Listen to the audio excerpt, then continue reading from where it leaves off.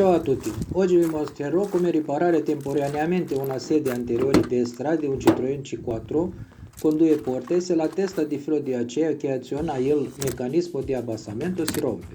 Attenzione però, in caso di incidente i lavori fatti artigianali sono penalizzati duramente.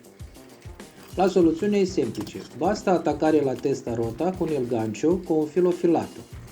Materiali: filo filato, pinza, esitol che è opzionale.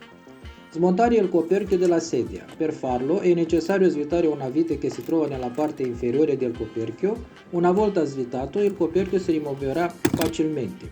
Se non avete una cacciavite per smontare il coperchio, lo potete fare senza smontarlo, ma sarà più difficile. Spruzzare un po' di svitol sul filo di acciaio. Questo aiuterà a lubrificare il meccanismo. Prendi un pezzo di filo filato e crea un piccolo gancio per tirare. Utilizzare una pinza per tirare del filo di acciaio rotto.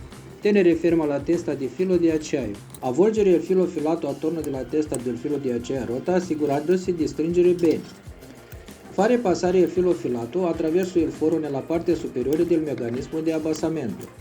Utilizzare una pinza per stringere il filo filato attorno al piccolo cilindro di ferro. Riassembla il coperchio e stringe la vite. Ecco fatto, la vostra sedia è stata riparata e funziona di nuovo. Questa riparazione è solo una soluzione temporanea. È obbligatorio portare la macchina da un meccanico il prima possibile per una riparazione permanente.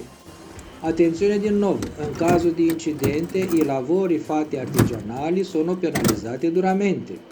Grazie per aver guardato questo video, se avete domande o suggerimenti fatemelo sapere nei commenti.